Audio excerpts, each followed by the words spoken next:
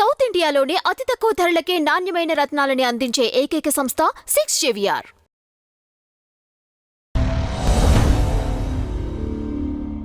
నిర్మాతగా ఎలా మారాల్సి వచ్చిందండి? ఎందుకు మారాల్సి నేనే వచ్చింది? నిర్మాతగా మారలేదు సార్. ఆ, నిర్మాతను ఏం కాదు, ఓకే. నిర్మాతగా ఏమీ చేయలేదు. ఉమ్, అంటే మైనా సినిమా అప్పుడు కొంత పని వర్క్ చేసి అందరిని ఇది చేసినప్పుడు మా మిస్సెస్ని సమర్పించే చేద్దామండి అని అడిగితే మా ఆవిడ పేరు వేశారు. ఓకే. అంతే, దానినే డబ్బులు తీసుకోవడం కొంత ఏం చేయాలో అవన్నీ చేశాను అంతే. నిర్మాతగా నేను డబ్బులు పోగొట్టుకుంది నిర్మాత చేసింది అనేది అబద్ధాలండి, ఏమీ కాదు. అంటే పాత బస్తీ అంటారు. పాత బస్తీకి ఆయన కూడా కొంత అమౌంట్ పెట్టడం జరిగింది. నేను పెట్టలేదు సార్, పాపం గోపి గారికి ₹1 పెట్టలేదు. అబద్ధాలు ఎవరు చెప్పినా కూడా అబద్ధం. మాగంటి గోపీనాథ్ గారు. గోపినాథ్ గారు చాలు, తను ఇప్పటికీ నాకు మంచి ఫ్రెండే. ఓకే. భయంతో లేకపోతే తనకు అవసరం ఉంది కాబట్టి మాట్లాడట్లా.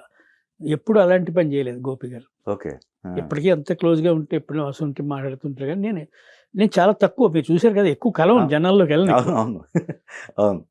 నన్ను మనం కలిసింది ఎప్పుడో కలిసి ఉంటాం ఎప్పుడు, అంతే. Right right. అవును అవును. ఎక్కువ ఎక్కడికి వెళ్ళను, వెళ్ళేది తక్కువ. నేను ఎక్కువ లిటరేచర్ చదువుకోవడం లేకపోతే సినిమా గురించి చూడడం. ఇంకా నేను నేర్చుకుంటానే నేర్చుకుంటూనే ఉంటాను ఓకే ఓకే. సినిమా గురించి. అందుకని నేను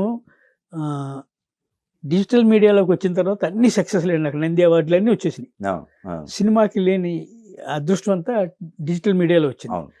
డిజిటల్ అసలు ఇంక బ్రహ్మాండంగా ఉంటుంది అనుకున్నా, ఇప్పుడు డిజిటల్ ఇంకా చండాలం చేశారు ఇప్పుడు అందరూ. డిజిటల్ మీడియాకు ఉన్న అడ్వాంటేజ్ ఏంటంటే మీరు గ్రాఫిక్స్ అన్నీ కూడా చాలా ఈజీగా చేసేసుకోవచ్చు, కానీ చాలా కాంప్లికేట్ చేశారు ఇప్పుడు డిజిటల్ మీడియాని. ఒక స్థాయి హీరోల నుంచి మళ్ళీ నెక్స్ట్ తగ్గుకుంటూ వచ్చారు హీరోల విషయంలో. నాగార్జున గారు చెప్పింది ఏదైతే ఉందో అంతే, అది నిజం. కానీ మీ ప్రయత్నం చేశారా పెద్ద హీరోల దగ్గర సంబంధించి? ఇంకా నేను చేయలేదు సార్, చేయలేదు. అంటే ఇప్పటికీ చేయలేదు. అప్పుడు చేయలేదు. అంటే ఎందుకు చేయలేదు అంటే, ఎలాగ వెళ్ళి అడుగుతాం మనం, ఏం చేసావు సక్సెస్ అనేది. ఇప్పుడు ఆ టైం తర్వాత మారిన మార్పు ఏంటంటే, సక్సెస్ ఉంటేనే సినిమా చేసే రోజులు వచ్చేసినాయి అప్పటికే. మనం చూస్తూనే ఉన్నాం ప్రతి వాళ్ళని, సక్సెస్ లేదు ఇంక లేదు అని పెద్ద డైరెక్టర్ అనుకున్న అందరినీ పక్క తోసేశారు. మనం చాలా గొప్ప డైరెక్టర్ అనుకునే వాళ్ళందరూ మనం చూస్తుండగానే వాళ్ళకి నిజంగా ఎంత పెద్ద హిట్లు ఇచ్చారు. అలాంటి వాళ్ళు కూడా ఇప్పుడు కామ్గా ఉండిపోయారు. ఎందుకంటే అప్పుడు ఆ పరిస్థితి వచ్చింది. వాళ్ళ తప్పు కాదు, జనం తప్పు కాదు. ఇప్పుడు మీరు వచ్చి డబ్బు పెట్టేటప్పుడు మీ మీద ఎందుకు పెడతారండి? ఇతని మీద మనం డబ్బులు పెడితే రిటర్న్స్ వస్తాయంటే పెడతారు.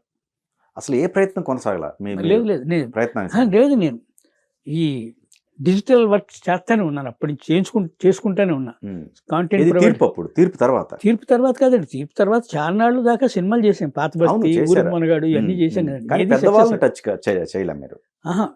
టచ్ చేయటం కాదు, టచ్ చేయనివ్వరు కూడా, రానివ్వరు కదా. ఎందుకు సక్సెస్ ఉంటే మీరు ఎప్పుడు కూడా టచ్ చేయడానికి మన చేతిలో ఉండదండి. మీరు సక్సెస్ కొడితే మిమ్మల్ని పిలుస్తారు వచ్చి, మీరు సక్సెస్ రాకపోతే మిమ్మల్ని ఎందుకు పిలుస్తారు, మీరు ఇల్లు ఎందుకు అడుగుతారు అనేది నా లక్ష్యం. కొంతమందికి అరే మంచోడు పాపం, ఇతనికి ఇద్దాంలే సినిమా అని చేసిన వాళ్ళు ఉంటారు. ఊరికి మనగాడప్పటికీ మరి విజయ్ కూడా నన్ను పిలిచి ఎందుకు లేవా అనే పరిస్థితి. నేను శ్రీకాంత్ కానీ అందరూ ఉన్నప్పుడు సక్సెస్ లేకపోతే ఇప్పుడులాగా అప్పుడు ఉండేది కాదు. ఒక సక్సెస్ లేకపోగానే ఇమ్మీడియట్గా వదిలేసేవాళ్ళు కాదు. రిలేషన్స్ అన్ని ఉండేవి కాబట్టి చేసాం. కానీ ఇప్పుడు అలా లేదు కదండి, అసలు లేదు. ధర్మం కూడా కాదు ఉండాలనుకోవడం ఇప్పుడు. ఎందుకంటే అంత బడ్జెట్లు పెట్టినప్పుడు తప్పు కదా. ఇప్పుడు స్రవంతిలో ఫస్ట్ చేసిన తర్వాత జైత్రయాత్రకి మీకు బెస్ట్ క్రిటిక్స్ వచ్చాయి. సినిమా సక్సెస్ కాకపోవచ్చు, నాకు ఇప్పటికీ దాని ఫ్యాన్స్ ఉన్నారు. ఉంది కదా. దాని తర్వాత మళ్ళీ మీ కాంబినేషన్ పడలేదండి కిషోర్ గారిది? లేదు, ఇంక తర్వాత నేను రక్షణకి వెళ్ళిపోయాను కదండి. రక్షణ అంటే ఓన్ బ్యానర్ వాళ్ళు, నాగార్జున గారు ఓన్ వెళ్ళాను అంతే. అది చేసిన తర్వాత నుంచి చిన్న సినిమాలు చేస్తూ ఉన్నాను. అప్పుడు కిషోర్ గారుకి కూడా కొంచెం టైం పట్టింది కదా. ఓకే. ఆయన మా జైత్రయాత్ర తర్వాత ఇమ్మీడియట్ గా పెద్ద హీరోతో పెద్ద సినిమాలు ఏం చేయలేదు కదా. ఓకే. వాళ్ళ కాంబినేషన్స్ జగపతి బాబు గారితో వీళ్ళతో మన సినిమాలు అన్నీ చేస్తూనే ఉన్నారు.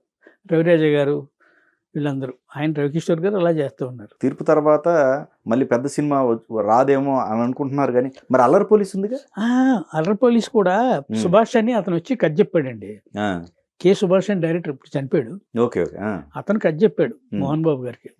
ఆ కథని మోహన్ బాబు గారు కాదు, ప్రొడ్యూసర్ ఎండి సుందర్ గారును, తర్వాత ఆయన ఈ తమిళ్ ఇంకొక ఆయన ఉన్నారు పెద్ద Okay. ప్రొడ్యూసర్, వాళ్ళిద్దరు కలిపి తీద్దాం సమర్పణ అయిందా అయితే? అనుకుని First లో. వాళ్ళు మధ్యలో వదిలేశారు వాళ్ళ సినిమాని. ఓకే. వదిలేస్తే ఈయన కంప్లీట్ చేసుకున్నాడు, ఈయన తీసేసుకున్నాడు. వాళ్ళు మీరు నువ్వు చేసుకోబోవని వదిలేశారు ఈయనకి. అప్పుడు నేను చేసిన వాళ్ళ ప్రొడ్యూసర్గానే సినిమా మొదలైందండి. ఓకే. ఓకే. ఆయన తమిళ ప్రొడ్యూసర్, హిందీ సినిమాలు ఎక్కువ చేశారు, గిరఫ్తార్ ఇవన్నీ తీసిన ప్రొడ్యూసర్ ఆయన. వాళ్ళ ప్రొడ్యూసర్లుగా స్టార్ట్ అయింది. ఎండి సుందర్ గారు రైటరు, ఓకే. ఓకే. వాళ్ళిద్దరు ప్రొడ్యూసర్లుగా మోహన్ బాబు గారి డేట్లతో సినిమా మొదలైంది. అది వాళ్ళిద్దరు వదిలేశారు, వదిలేసిన తర్వాత ఈయన కంటిన్యూ చేశారు అంతే. ఈ సినిమా బాక్స్ ఆఫీస్ దగ్గర అంటే కలెక్షన్ వైజ్ గానీ ఏం లేదండి? అల్లరి పోలీస్ కాదండి, కాదు, Okay. తిట్టేం కాదు. ఆహాహా. ఆ. దొంగ పోలీస్ అని ప్రకాష్ గారు ఒకటి చేశారు, కేఎస్ ప్రకాష్ గారు. ఆ. అది ఆడలేదు, ఇది ఆడలేదు, అది ఇంకా కొంచెం బెటర్. ఎలా ఉండేదండి మోహన్ బాబు గారితో మీ ఎక్స్పీరియన్స్? నాకు బాగుండేదండి, నేనంటే చాలా ఇష్టం తనకి. ఆయన మా మామయ్యాలంతా ఆయన ప్రొడ్యూసర్లు కదా ఫస్ట్ స్వర్గం నరకం ఎంత, అలాగే నేను అలాగే చూసేవాడు ఆయన. ఓకే. ఇబ్బంది బయట చెప్పుకునేది ఇబ్బందులు ఎవరికి ఉండవు. నేను ఒక షాట్కి వెళ్ళి అక్కడ పక్కన కూర్చుంటే ఏమయ్యా నువ్వు అక్కడికి కూర్చున్నావు అంటే, అక్కడ బట్టలు నిప్పే అంటే కుదరదు, నేను చేయను, మీరు చేసేసుకోండి, నేను కూర్చుంటాను ఇక్కడ అనేవాడిని ఆయనతోటి. మన నీతో గొడవయ్యా అని వాడిని. అలా ఉండేది నాకు, అలా ఉండదు, మా ఇద్దరు రిలేషన్ అలాగే ఉండేది, ఇప్పటికీ అలా ఉంటుంది మోహన్ బాబు గారితో. అవునా? ఆయన బయట పెట్టేసి అందరూ కొట్టేస్తాడు తిట్టేస్తాడు అంటారు, ఆయన అలాంటివి ఏమి ఉండవు. రీసెంట్ గా ఈ ఇన్సిడెంట్ కావచ్చు, ఇప్పుడు ఈ రీసెంట్ ఏంటో మరి చాలా అవి కూడా నేను నమ్మలేనండి. అంతే, ఇలాగండి ఎందుకు జరుగుతుంది ఇవన్నీ కూడా, ఏదో చిన్న మిస్టరీ ఉంటుందేమో అనిపించింది నాకు. ఫ్యామిలీదా? ఫ్యామిలీదే ఉండదు. అదే ఇప్పుడు మనోజ్ కూడా నాకు చిన్నప్పటి నుంచి తెలుసు. నాకు విష్ణు కంటే మనోజ్ బాగా తెలుసు. ఓకే. లక్ష్మి తెలుసు, మనోజ్ తెలుసు, విష్ణు తక్కువే. ఓకే. ఓకే. ఏంటో ఇది కాంట్రవర్సీ చేసి పారేశారు మొత్తం. ఓకే. మనోజ్ చాలా చాలా మంచి యాక్టర్ అండి. మనోజ్ చాలా ఈజ్ ఉన్న యాక్టర్. ఎందుకు మరి వాడికి సరైన ఇది రాలేదు పాపం. ఊరికి మొనగాడు ఒక రకంగా మీరు అనుకున్న అంచనాలు ఏవి ఇదవల. అవును, సినిమా బాగా ఆడలేదులేండి. అంచనాలు నేనేమో అనుకోలేదు, ఆ అంచనాలు అవ్వకపోలేదు. ఓకే. ఊరికి మనగాడదా? ఇంక తర్వాత నేను అంటే సినిమా తెలిసిపోద్ది కదండి, మనం ఓకే. కష్టపడతాం కానీ అది పెద్ద సినిమా అని ఇంకోటి మార్కెట్ అన్నీ చూస్తారు కదా. నిజాలు మాట్లాడాలంటే ఓకే,